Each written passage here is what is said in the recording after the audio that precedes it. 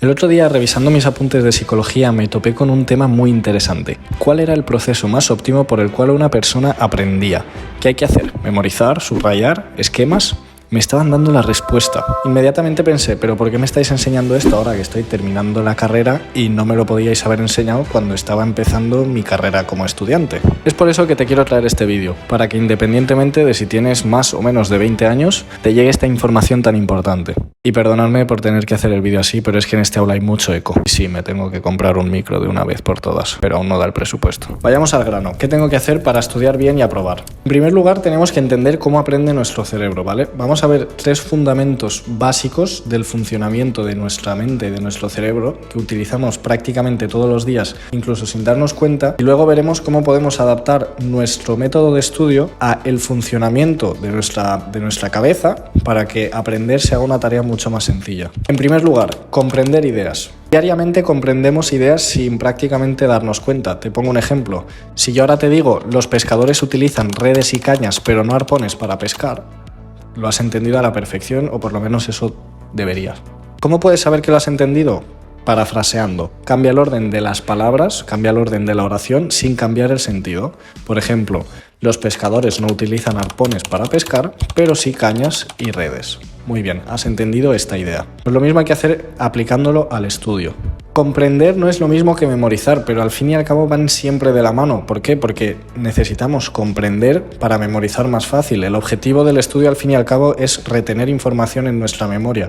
O sea, que no busques métodos que te digan que la memoria no la vas a utilizar, porque es justamente lo que estás buscando, información de cómo memorizar. Tienes que asegurarte de entender cada palabra y cada concepto de aquello que estás intentando estudiar o aprender, para que el entendimiento, para que la comprensión sea mucho más sencilla y tengas que reducir al mínimo el número de cosas o de información que te tienes que aprender tal cual porque no las entiendes. En segundo lugar, entender relaciones. Otra cosa que hacemos involuntariamente en nuestro día a día es entender las relaciones entre las ideas. Te pongo otro ejemplo. Entendemos el concepto de que se haga de noche cuando vemos que el sol se está yendo por el horizonte. Esto no es una cosa que nazcamos sabiéndola, nos la han enseñado en algún momento, la hemos aprendido a relacionar el hecho de que el sol se está yendo con el hecho de que se va a hacer de noche. Muy bien, has entendido ambos conceptos y has entendido la relación que existe entre ellos. ¿Cómo aplicamos esto para estudiar? Pues por ejemplo, algo que me ha servido a mí mucho es hacer resúmenes esquematizados a través de guiones y flechas que relacionen, ¿vale? Una flecha relaciona dos conceptos o varios conceptos. Y va bastante ligado con el punto anterior de entender. No te tienes que estudiar las relaciones, tienes que entender las relaciones. Tú no te has aprendido en algún momento que si el sol se va a hacer de noche.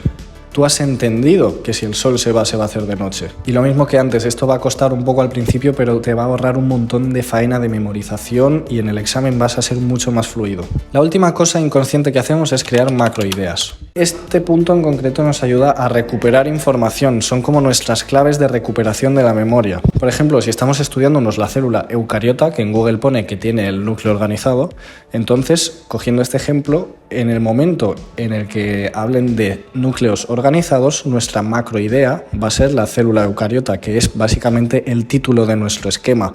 Por eso es muy importante que cuando hagáis esquemas o resúmenes estén jerarquizados. La idea más importante arriba o con más color, más pequeñita o con flechas hacia abajo las subordinadas y así continuamente. Tiene que haber una jerarquía. ¿Por qué? Porque nuestro cerebro funciona con jerarquías, funciona con macroideas. 4 extras. En primer lugar, reducir la carga de contenido que tienes que aprenderte. Sí, no empieces el día de antes, organízate bien, sé disciplinado y empieza varios días con antelación. En segundo lugar, intenta reducir la información que te tienes que estudiar a la más sustancial. Hay muchas veces que metemos mucho relleno y son cosas que no nos tenemos que aprender, que no vienen al cuento. En tercer lugar, y lo que más cuesta a todo el mundo, pon de tu parte. Intenta interesarte por aquello que estás estudiando, porque con emociones se aprende mucho más fácil. Cuando algo te interesa se aprende mucho más fácil. Y 4, practica frecuentemente al principio del estudio y luego ves separando las prácticas un poco más en el tiempo. Es decir, que si estás empezando a estudiar, por ejemplo, para selectivo, pues repásate todos los temas que puedas, los más que puedas en un día y luego ves separando los repasos, pues un día sí, un día no, un día sí, 2 días no, etc. En resumen, comprender antes que memorizar, crear resúmenes esquematizados con relación entre los conceptos y el esquema necesariamente que tenga una jerarquía para poder crear esas macroideas. Y obviamente estos últimos 4 puntos que son los que te acabo de decir.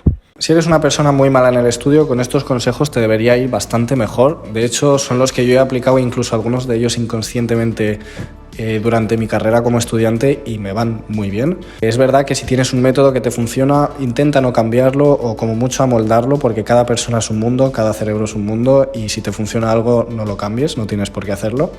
Lo que sí que te recomiendo es que si no tienes ningún método y vas a empezar ahora a buscar tu propio sistema de aprendizaje, tengas mucha paciencia, ¿vale? Porque estudiar es una cosa que en sí misma se tiene que aprender, o sea, tienes que aprender a estudiar. Nadie nos enseña a estudiar, nos tenemos que buscar la vida. Dicho esto, te deseo mucho ánimo, ten paciencia y adelante.